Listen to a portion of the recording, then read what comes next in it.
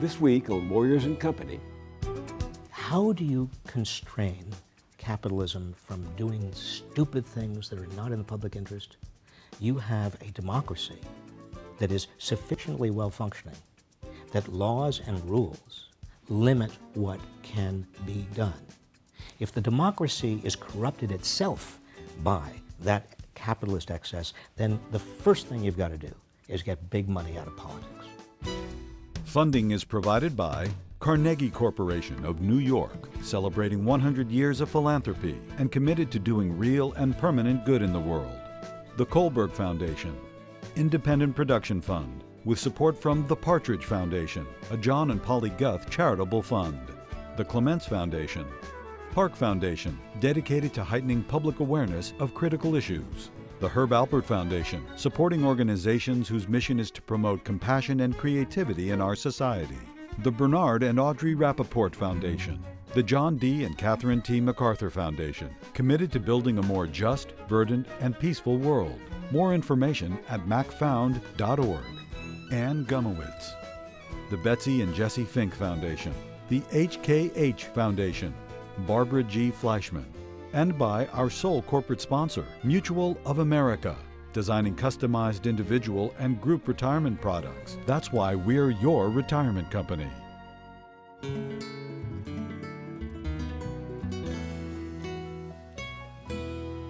Welcome. Odds are you know of my guest, Robert Reich, perhaps as the public servant he was under 3 administrations. For his work as President Clinton's Secretary of Labor, Time magazine called him one of the best cabinet secretaries of the 20th century. He's written 13 books, including this latest, Beyond Outrage, What Has Gone Wrong with Our Economy and Our Democracy and How to Fix It. But you're about to see Professor Reich, who teaches public policy at the University of California, Berkeley, in a wholly new light as the star of a dynamic, witty, and entertaining new film to be released next week in theaters across the country. It's called Inequality for All and was directed by Jacob Kornbluth. Here's the trailer. Now, the thing you ought to know about this Mini Cooper is it is small. We are in proportion, me and my car. My name is Robert Reich. I was Secretary of Labor under Bill Clinton. Before that, the Carter administration. Before that, I was a special aide to Abraham Lincoln. Of all developed nations, the United States has the most unequal distribution of income, and we're surging toward even greater inequality. 1928 and 2007 become the peak years for income concentration. It looks like a suspension bridge. Last year, we made $36,000. I probably make $50,000 a year, working 70 hours a week. The middle class is struggling. Now, people occasionally say to me, what nation does it better? The answer is the United States. In the decades after World War II, the economy boomed, but you had very low inequality. Do you know Robert Reich? I do indeed. He's a communist. When I was a kid, bigger boys would pick on me. I think it changed my life. I had to protect people from the people who would beat them up economically. Who is actually looking out for the American worker? The answer is nobody. If workers don't have power, if they don't have a voice, their wages and benefits start eroding. We are losing equal opportunity in America. Any one of you who feels cynical, just consider where we have been. That's from Inequality for All, starring Robert Reich, who is with me now. Bob Reich, welcome. Thank you, Bill.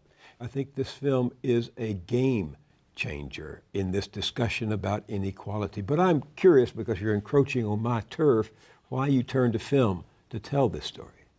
Well, it was Jake's idea, and he really is the brains and the creative giant behind it. But I was easily persuadable because I've tried everything else. 13 books. Books and television and so on. But there is something about film with which you can emotionally connect to people and open people's minds and eyes and hearts. And on this issue of widening inequality, there's so much confusion. Many people, if they're You know, if they're right-wing, they want to blame the poor. If they're left-wing, they want to blame the rich. There's a lot of blame going around, but people are not looking at the actual structure of the economy as it's evolving. They're not looking at how we need to change the organization of the economy, why we are the most unequal of all advanced societies and economies in the world. There is this popular misconception that the economy is kind of out there. It's kind of natural forces. They can't be changed. They're immutable. We all sort of work for this economy. But in reality, the economy is a set of rules. There's no economy in the state of nature. There are rules. I mean, the rules about property and liability and antitrust and bankruptcy and subsidies for certain things and taxes for certain things. These rules really are the rules of the game. They determine economic outcomes. If we don't like them, we can change the rules. I mean, if we had a democracy that was working as a democracy should be working, we could adapt the rules so that, for example, the gains of economic growth were more widely distributed without a sacrifice of efficiency or innovation. Those rules are difficult to explain in writing, much less on film, and yet you and Kornbluth do very well at it. Let me play an excerpt for our audience and to see how you did it. Of all developed nations today, the United States has the most unequal distribution of income and wealth by far, and we're surging toward even greater inequality. One way of looking at and measuring inequality is to look at the earnings of people at the top versus the earnings of the typical worker in the middle. The typical male worker in 1978 was making around $48,000 adjusted for inflation, while the average person in the top 1% earned $390,000. Now fast forward. By 2010, the typical male worker earned even less than he did then, but the person at the top got more than twice as much as before. Today, the richest 400 Americans have more wealth than the bottom 150 million of us put together. Now think about it. 400 people have more wealth than half the population of the United States. And that wealth is increasing. It's increasing. Yeah, the latest data we have from one of my colleagues at Berkeley, Emmanuel Sayes, and his colleague, Thomas Piketty, who have been the pioneer researchers in this field because they've been looking at a source that nobody else had been looking at, IRS data, going back to really the beginning, 1913, the beginning of the progressive income tax. And you feature their work in the film. Since the film, actually, we put the film together, there are new results that came out just within the last week or so, show that in the year 2012, inequality reached a new peak in the United States. The previous peak we thought was the peak, that is 2007, actually has been superseded by this new peak of inequality, concentrated income in 2012, that almost all the gains of economic growth have been going to a very small number of people at the very top. The figures are so startling I had to shake my head in disbelief when I first saw them, showing that in the first 3 years of the recovery from the recession brought on by the financial collapse in 2008, the top 1% of Americans took home 95% of the income gains. 95%? That's right. As the economy grows, it used to be, within the memory of many of us, myself included, between 1946 and 1978, as the economy grew, everybody benefited. It was very wide, the benefits were very widely dispersed. Shared prosperity, we called it. Well, we called it shared prosperity. It wasn't socialism. I mean, Eisenhower was president through most of that, and we didn't consider it abnormal. We considered it normal. As the economy grows, we should all get something.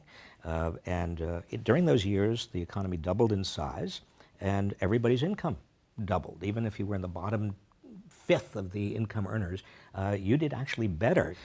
And then, and this is really the subject of the film, something happened in the late 1970s, early 1980s, to change the historic relationship between economic growth and the growth of productivity on the one hand, and wages.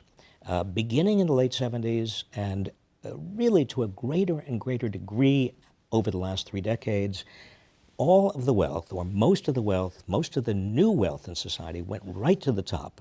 Income gains went right to the top, and people in the middle, the median worker, the median wage, stagnated.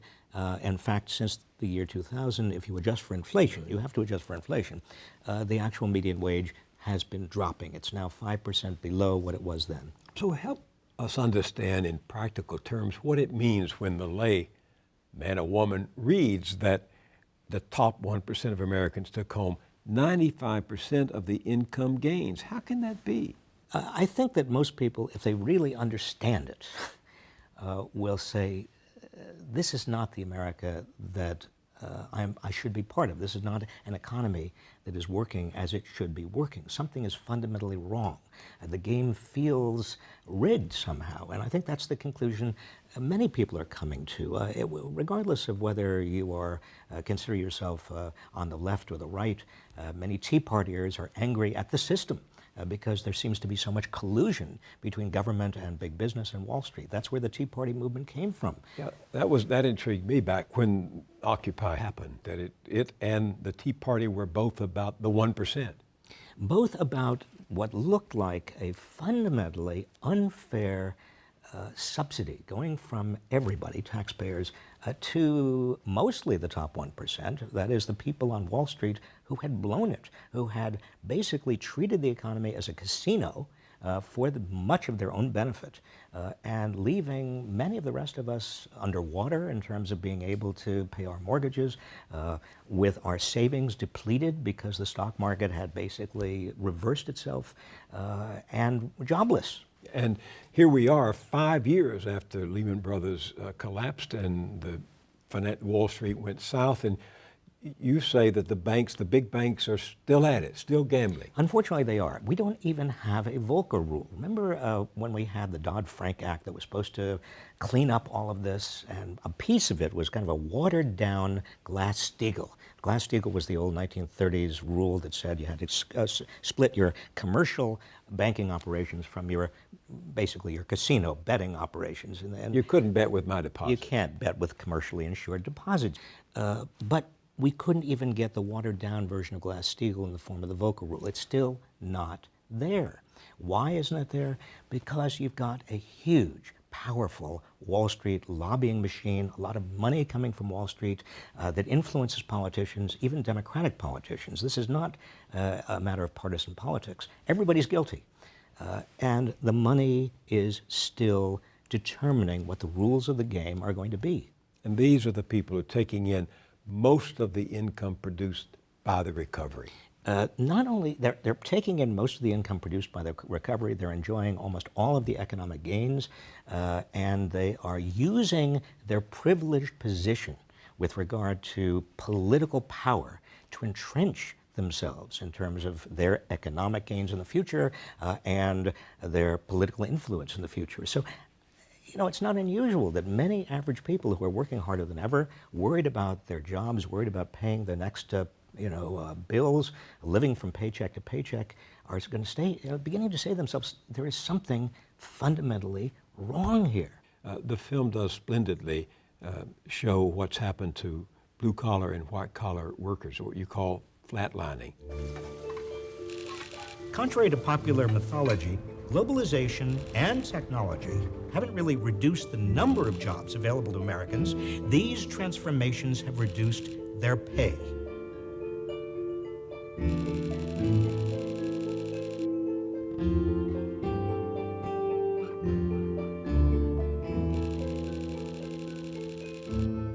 It's not just that wages are stagnating, but when you take into consideration rising costs, the rising costs of rents or homes, dramatically increasing costs of health care, the rising costs of child care, and also the rising costs of higher education, rising much faster than inflation.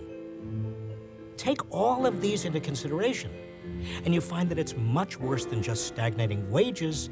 It's basically middle-class families, often with two wage earners, working harder and harder and harder and getting nowhere. What do you mean, getting nowhere? They are not seeing their incomes increase if you adjust for inflation. And obviously, in terms of real purchasing power, many of them are seeing their incomes drop. They also are having enjoying less and less economic security because at any time they can be fired. You have two incomes they depend on, so the chance of something happening, like a firing or a company basically leaving town, or one of them getting very sick and not being able to pull in that kind of income, all of those negative possibilities are themselves increasing. And meanwhile, upward mobility is fading. We used to have in this country the notion that anybody with enough guts and gumption could make it. So even if you had wide inequality, it was okay because you could make it. You could feast at the same table if you stuck to it and if you really tried hard. That's disappearing.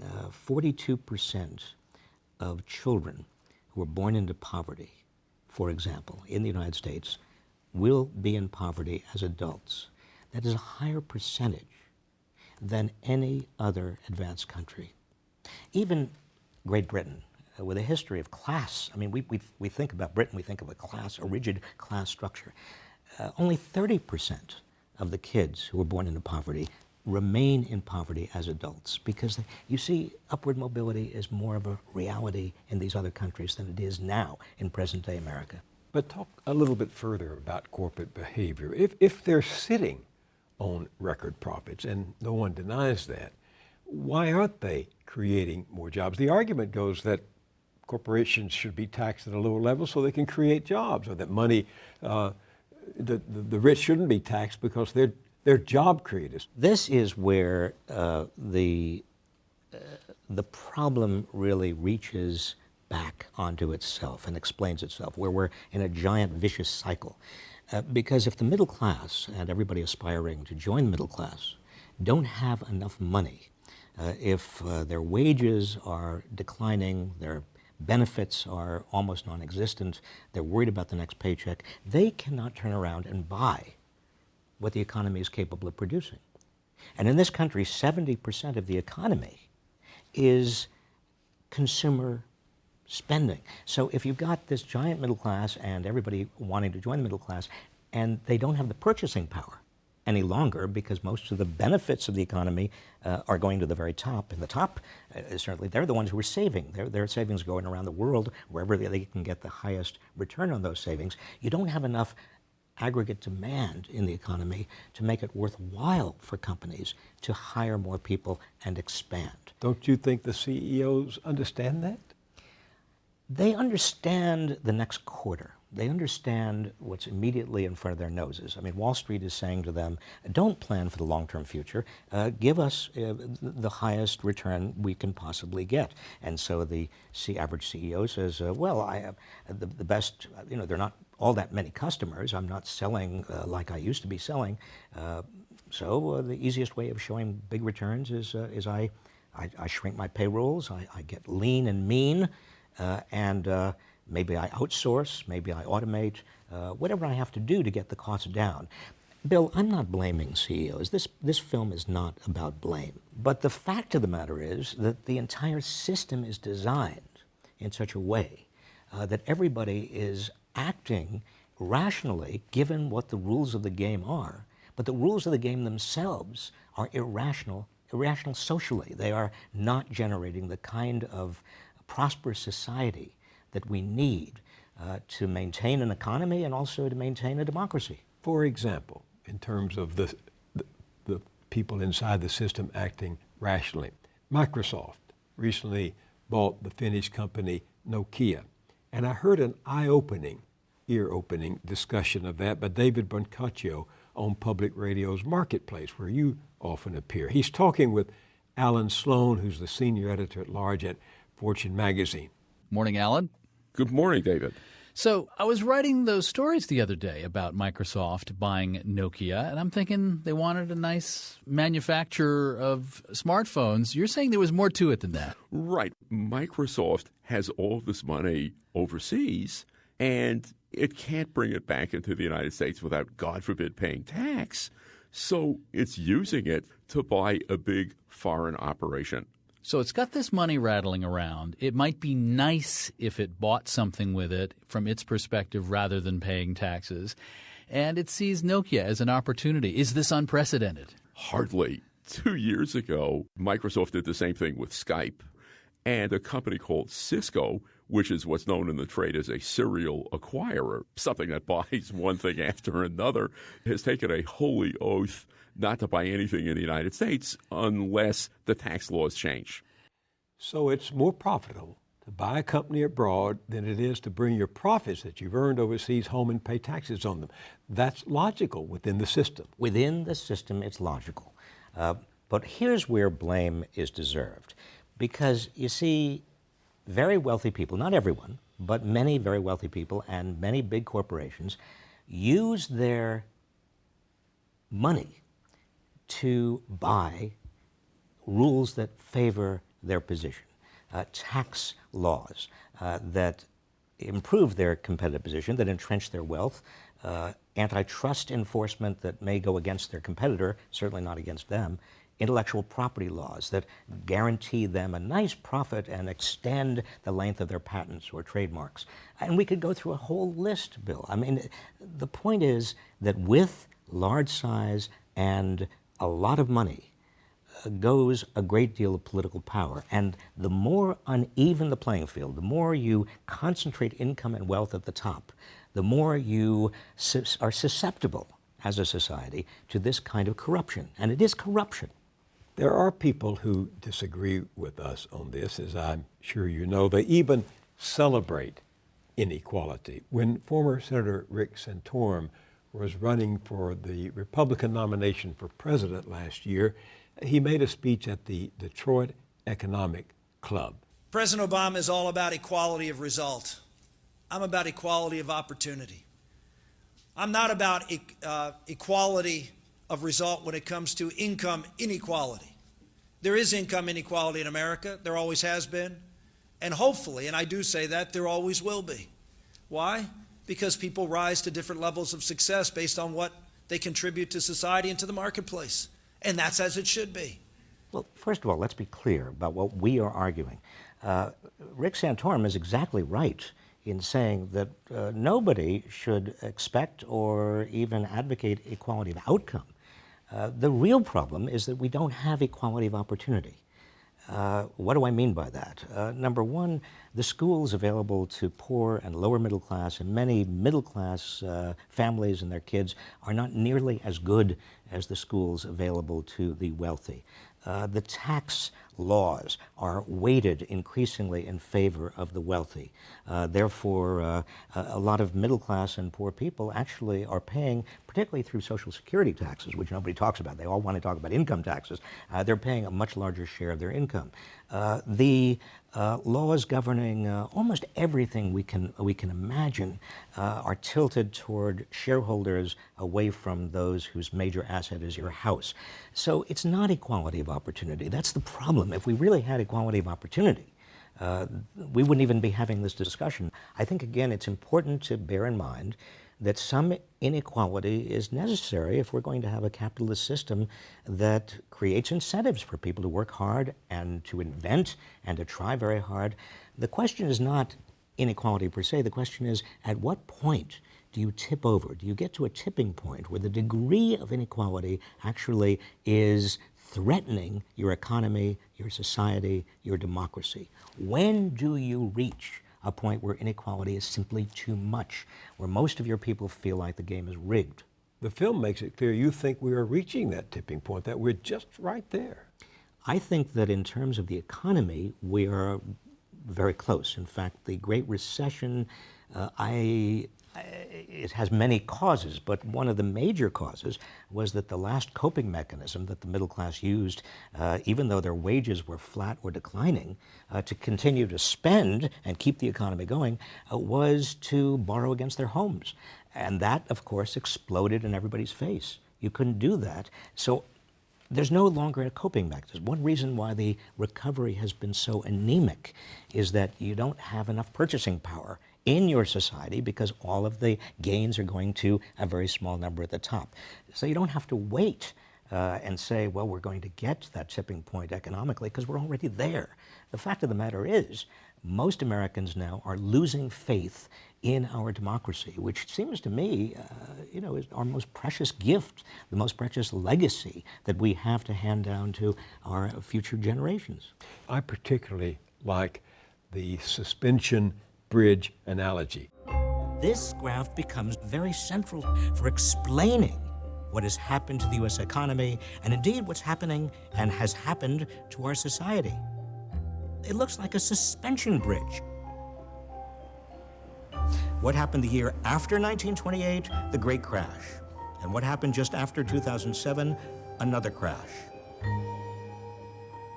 The parallels are breathtaking if you look at them carefully.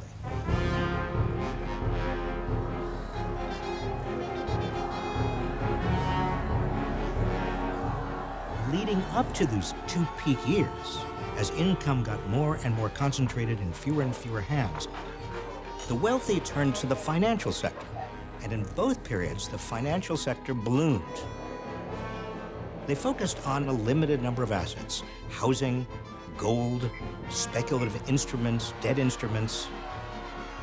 And that creates a speculative bubble in both times. We also know that the middle class, in both periods, their incomes were stagnating and they went deeper and deeper into debt to maintain their living standards. And that creates a debt bubble. That's why you see in both these periods economic instability. What makes an economy stable is a strong middle class. I think most people would agree with you that the middle class is the linchpin of stability in the economy and in the democracy. But for the purposes of this discussion, can you tell us what you mean when you use the term middle class? Well, there's no official definition. And I would say people who self-identify as middle class extend from people who are earning around $25,000 a year to people who are earning, in major cities, expensive cities like New York or San Francisco, a lot of people call themselves middle class who are earning $200,000 a year because the cost of living is so high. But in however you define it, you're talking about the great bulk of Americans clustered around the median, not the average. I want to emphasize there are measurement issues all over here, that's what makes it so hard for us. Well, it's hard, and it also is ripe for people who want to deny the truth because they can say, well, we're measuring it wrong. The fact of the matter is that I distinguish between median and average because the basketball player Shaquille O'Neal and I have an average height of 6'1". I mean, I'm very short. But what we know is that averages are always pulled up by people at the top, and it's true of income as well. When you have a cluster of extraordinarily wealthy people, then they bring up the average wage, or the average income. You need to look at the median. That is half of the people above, half of the people below. That gives you a sense of where the middle really is. And the median is going down. If you adjust for inflation, the median wage, the median income is heading downward. That intrigues me because Richard Burkhauser, who's a scholar at Cornell University and at the Conservative American Enterprise Institute, challenges the conventional wisdom, yours and mine and others, about income inequality. First, he's not only argued that the condition of the poor and middle class is improving, more recently, he and some of his colleagues have come up with statistical findings that not only wipe out inequality trends altogether, but purport to show that the poor and middle classes have done better on a percentage basis than the rich. Well, they're tricks of the trade. He's using one of those tricks. He's not here to defend himself, so let me be very careful to give just as much justice as possible to what he's arguing. He, in calculating income gains for the median worker, uses the assumed increase in the value of the home up until 2007. And because home values were rising, and many families own their own home, middle-class families, even lower middle-class families, he assumes that they got the benefits of those income gains. Well, that's just silly. Most people could not sell. If they tried to sell, they'd have to buy another house that was just as expensive. And they don't, their quality of life, their standard of living is not really affected. And moreover, it was a bubble. And after 2007, 2008, those gains disappeared. So that's a statistical trick. It has nothing to do with how real people live. Speaking of real people, we began this series last year with 3 broadcasts on inequality. And in the first one, we introduced our audience to a woman living in Iowa named Amanda Grubel.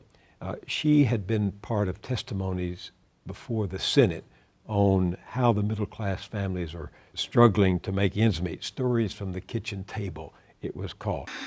When the state cut funding for local school districts, her salary was reduced by $10,000. $10,000 might not seem like a lot to some people, but that loss of income required a complete financial, emotional, and spiritual overhaul in our family. It means that most of our clothing comes from Goodwill, garage sales, and the clearance racks because we try not to spend full price on anything anymore. If my family with 2 master's degrees is struggling, you can imagine how bad it is for other people. The past few years, our school district has seen our percentage of students on free and reduced lunch increase steadily. In a community that has a reputation of being very well off, over 30% of our elementary level students qualified for that program this year. I've sat with parents as they completed that eligibility application, and they cry tears of shame, and they say things like, "I never thought I'd have to do this, and I've never needed this help before." Sometimes their clothing becomes more tattered, and we see parents cut the toes off of tennis shoes to accommodate a few more months' worth of growth and let those shoes last just a little bit longer. In this day and age, Bill, in fact, there is no guarantee that somebody in the middle class, seemingly safely in the middle class, won't fall into poverty. We used to talk about the poor as a separate group. The middle class was here, the poor was here. Michael Harrington, you remember his great book, The Other America, which focused the nation's attention on a separate group of people that were really struggling in ways that we didn't even know. Today, fast forward to the year 2013, and you have a middle class that is very close to the poor in the sense that over a 10-year period, a large percentage of the people in the middle class who are earning, let's say, $50,000 a year, $35,000 a year, $26,000 a year, find themselves suddenly, almost without warning, because they lose a job, because they've got a health crisis, because something else comes up, they're poor, they're on food stamps, they are humiliated. And this is a fear that justifiably and understandably haunts America today. I think it's why so many people are so frustrated and so angry. Because it's not just that they're working harder and getting nowhere, but they are worried that they are only 1 or 2 or 3 paychecks away from poverty, that they have not saved, that if they have saved, they know that their savings are not going to go nearly far enough. They can't save for their children's education. They know that their kids are going to be burdened by huge student debt. They say to themselves, look, this economy is supposed to be working for me if I'm working for it, but that basic bargain at the heart of the economy seems to have been broken. What about the poor?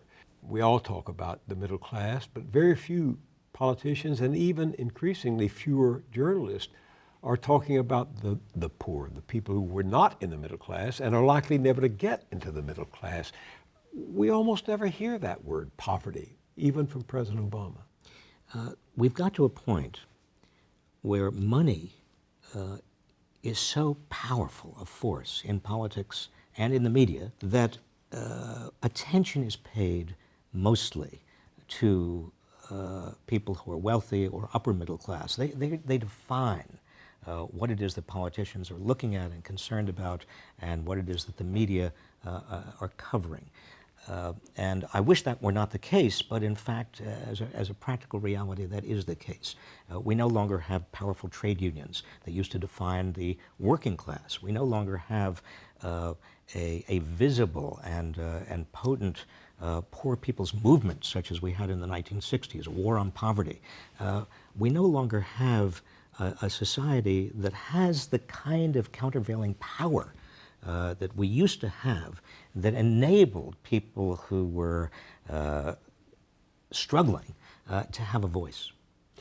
The Cato Institute recently came out with a study showing that there are 126 federal programs to help people in need. And the argument is, I'm simplifying a very complicated and interesting study, but they're arguing that the problem is so many people are now getting relief of some kind from the federal government or the state governments that they don't feel this anxiety, they don't feel this motivation to get a job, because if they do, they lose some of those benefits.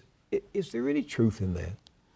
I suppose there are some individuals around who are getting many benefits and therefore don't have an incentive to work hard. But the fact of the matter is, right now, you've got 3 people who are out of work, looking for work, needing a job for every job that is available. So don't tell me that unemployment insurance, which only covers 60% of the unemployed to begin with, is keeping people out of work. And welfare, we got rid of welfare in the 1990s. We now have a temporary program that is supposed to tide people over, that gives them 5 years in their lifetime of help. That can't be keeping people from working.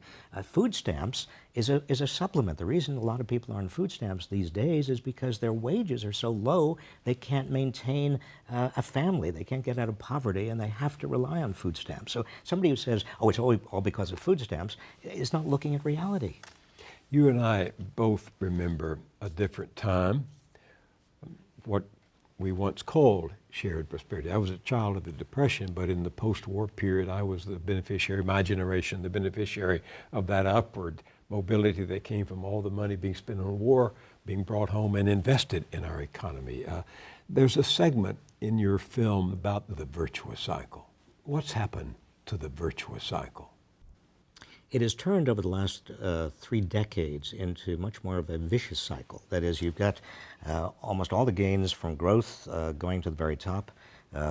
Most Americans are not sharing in it. They are therefore constrained in terms of purchasing goods and services that the economy under full employment could otherwise produce. So you've got these periods of very high unemployment, you've got chronically slow economic growth, you've got booms and busts, you've got government that can no longer afford to do a lot of the things the government was doing because the tax receipts, the wealthy are able to get the tax loopholes and get their taxes down.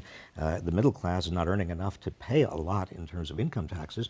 And so government investment is withdrawn.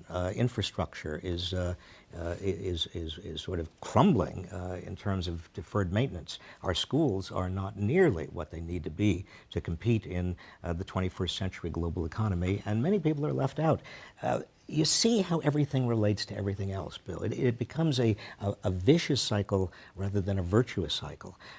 And if you just look at one little piece of it, you don't see how everything is connected. But something had to interrupt that cycle, or several things had to interrupt that cycle. Can you point, you're not a finger pointer or a blame thrower, but can you point to actual causes of the interrupting of the cycle? Yeah, essentially, if you look at the forces that are changing, fundamentally changing the underlying structure of the economy, there are 2. And they really exert their full force by the late 1970s, beginning of the 1980s. One, globalization. The second is technological change. Both of them displace a lot of workers, or at least force a lot of the middle class into lower paid or more precarious work.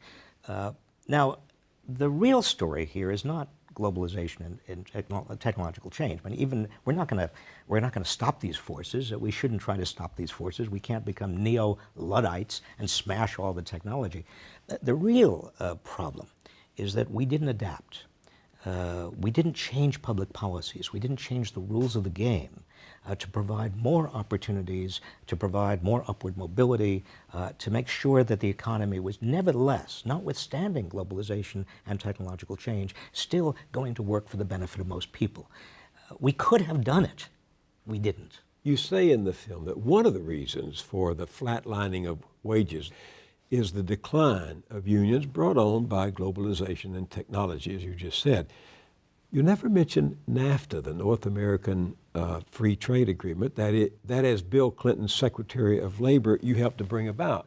Any regrets there? Well, internally, I can't really, I still don't feel completely free to tell you what the internal debates were, but I can tell you that I have publicly stated for years that the labor side agreements that would guarantee labor rights and the environmental side agreements that would guarantee environmental protection in NAFTA were not strong enough, not nearly strong enough. And if you pressed me a little bit, I might tell you that I thought that making NAFTA a priority at that point in the administration, I think was, I said was about, bad at the time, and I still think it was the wrong priority. Why did the president push it so hard? Why does any president create the priorities he has? I mean, look, we can have the most talented people in the White House we can come up with. But if Americans don't understand what's at stake and are not pushing good people in government to do the right thing, eventually the moneyed interests are going to win out because there's nobody else that is loud enough to be heard. Well, that seems to me to be the central dilemma, which is that the powerful interests have bought the rulemaking machine.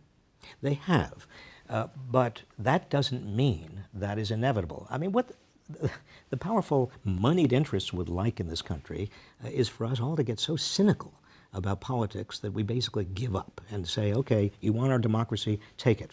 Then they win everything.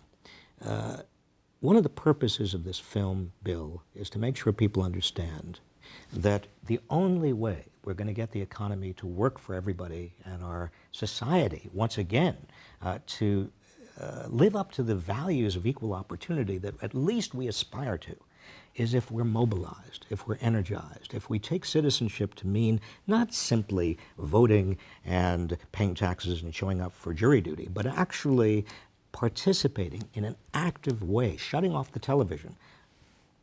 Some exceptions. Some exceptions. And spending an hour or two a day on in our communities, in our state, even on national politics, and putting pressure on people who should be doing the public's business instead of the business of the moneyed interests to actually respond to what's needed. You have many followers, and several of them have written me knowing that you were coming to ask questions they say they would like to ask you if they had met you in the airport, for example. One of them, named Arizona Mildman, says, okay, what does Bob Reich think our direction should be? What would be what we might call the Reich financial recovery plan that would heal and recover this economy? The core principle is that we want an economy that works for everyone, not just for a small elite. We want equal opportunity, not equality of outcome. We want to make sure that there's upward mobility again in our society and in our economy. Now, how do we achieve that? There is not a magic bullet. But we've got to understand that the economy is a system of rules, and we can change the rules if we are organized and mobilized in order to change the rules in ways that make the economy work for us. Why shouldn't we have a minimum wage that is at least as high as, adjusted for inflation, the minimum wage was in 1968. I mean, that would be $10.40 today, but the society is so much more productive. If we figured productivity into that, it would be at least $15 an hour. We ought to have the Glass-Steagall Act ought to be resurrected so that there is that wall between commercial investment banking, so we don't have too big to fail banks that wreak havoc on the economy and on the middle class and the poor. We ought to cap the size of the banks, and we ought to make sure that the banks are not as large and as powerful as they are right now. We've got to make sure that the earned income tax credit is larger. That's a wage subsidy. It was a conservative idea, but it's very important to people. We've got to have a tax code that is equitable. And I'm not just talking about income taxes, I'm talking about Social Security taxes. Exempt the first $15,000 of income from Social Security taxes, everybody's, and take off the ceiling on the portion of income subjected to Social Security taxes. And so make that system much more equitable. I mean, we can go piece by piece through it, Bill. The point is that we can do it if we understand the nature of the problem. That's what this film is all about. And Linda Kazel wants to know what Robert Reich thinks unions can do to transform themselves again to be relevant agents of change? Well, one thing, we've got to unionize. I say we because it's not just the trade unions. We all, as a nation, I think, have a responsibility to make sure that poor workers in the big box retailers like Walmart or in giant fast food companies, McDonald's and others, that they can unionize, that they can therefore have enough power to get a piece of the action.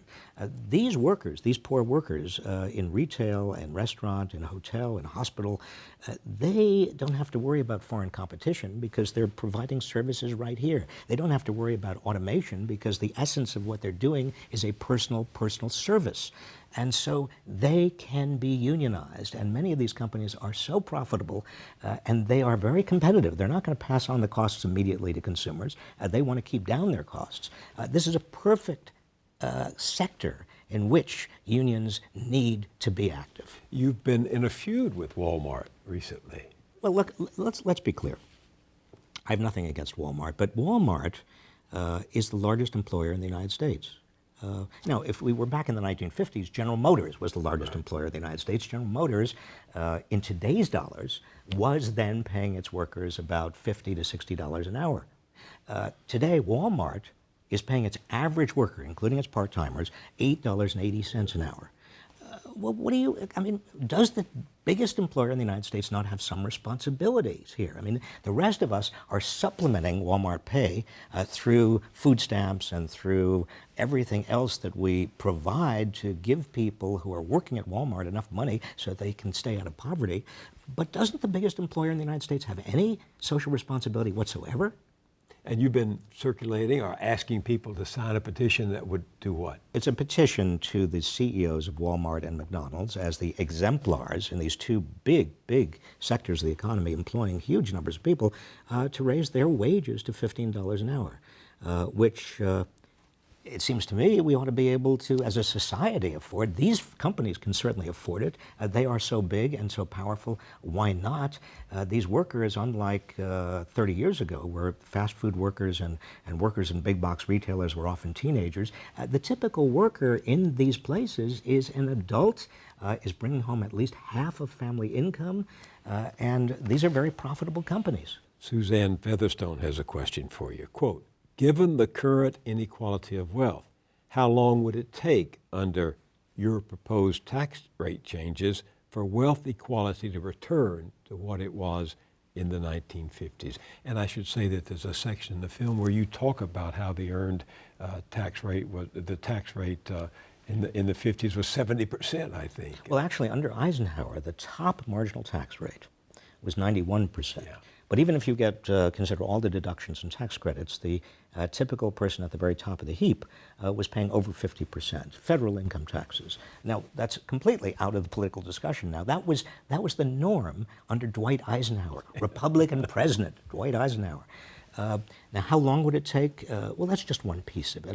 You wouldn't propose politically going back to 91% on the marginal tax rate? I would propose going back to a marginal tax rate that was the effective tax rate in the 1950s. That is, it seems to me that a 52% effective tax rate. If we, 1950s were not a period of slow growth. In fact, in those years, from 1946 to 1978, when the top marginal tax rate was never below 70%, those years had more economic growth per year than we've had since. So anybody who says that you've got to reduce taxes to get growth doesn't even know history. Well, Abby Arletto wants to know, do you think American culture is fundamentally irreconcilable now with a viable labor movement and social democracy? It's a valid question, but people, there's some people who may be watching this program who want to throw up their hands and say, well, capitalism can't possibly work. Let me just make it clear. There's no other system, no other economic system in global history that has worked as well as capitalism. Our goal, and the goal of America as a capitalist democracy, has never been to get rid of capitalism. But time and again, we have saved capitalism from its own excesses. In other words, what we did in the progressive era between 1901 and 1916, and what we did in the 1930s in the New Deal, and what we did again in the War on Poverty, and what we did again to some extent in the 1990s, is to prevent capitalism from going off the rails, to make sure that capitalism is working as it should work, be a as break. an engine of prosperity for most people. To be a sort of a break on the excesses of private power and private The greed? excesses of greed and power and the money that can corrupt otherwise a democratic process. How do you constrain capitalism from doing stupid things that are not in the public interest? You have a democracy that is sufficiently well-functioning that laws and rules limit what can be done. If the democracy is corrupted itself by that capitalist excess, then the first thing you've got to do is get big money out of politics. So is this a moral or a systemic dilemma? I would say it's both, Bill. It's certainly a moral dilemma because it has to do with the foundation stone of this country, which is equal opportunity. If we can't fix it, we're going to lose equal opportunity as a practical reality. It's also systemic in the sense that if we don't do something about this, our economy is going to continue to sputter. It's going to continue to be prone to high unemployment and booms and busts and basically instability. And our democracy is going to be subject to the kind of cynicism that makes it ripe for demagogues on the right or the left to basically conjure up scapegoats and create a very ugly society. That's a hopeless, grim scenario. It is not hopeless, Bill. This is the most important point. I mean, if people are hopeless, they don't know history. If you and I were having this conversation in 1900, we would be talking about corruption, huge concentration of income and wealth, the robber barons who ran America, urban squalor, and you might have said to me, well, it's hopeless, isn't it? And I would have said back to you, well, there's going to be a tipping point. I can't tell you exactly when it's going to happen. But what happened in 1901 was the birth of a progressive movement in this country, where we had a progressive graduated income tax, we had laws against impure food and drug. We had antitrust laws to break up the trusts. We had a progressive movement that ended the corruption in many of these states and many of these cities. We had reformers coming in and basically beginning to change America so that it worked for everyone. Now, that's been the story of America. It happened again in the 30s. It happened again in the 60s. It can and will happen again. In the meantime, we can go see Inequality for All, a film by Jake Kornbluth and Robert Reich. Bob Reich, thank you very much for being with me. Thank you, Bill.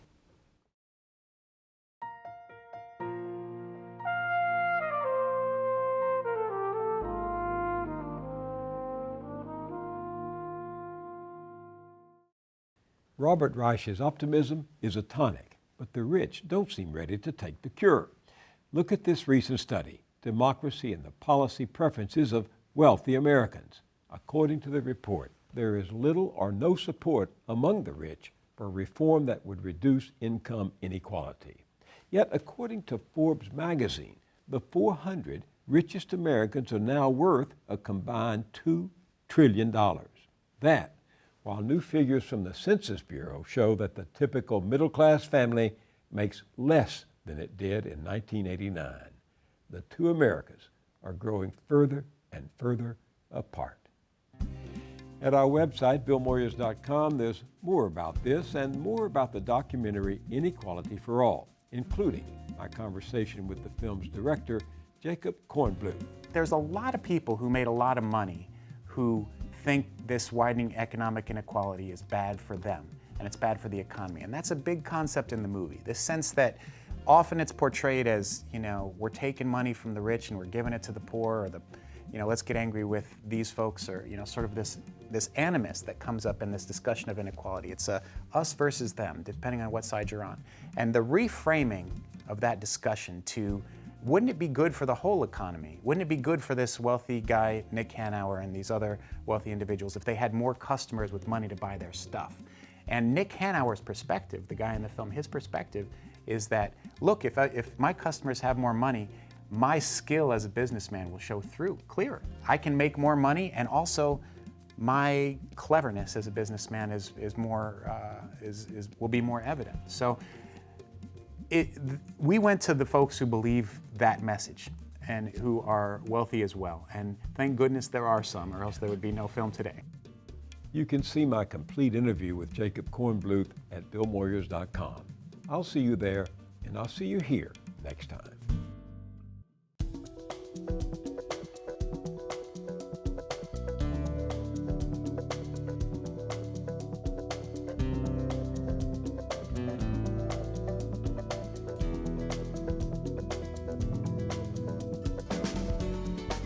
Don't wait a week to get more Moyers.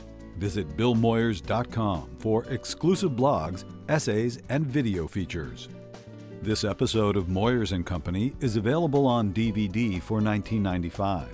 To order, call 1-800-336-1917 or write to the address on your screen.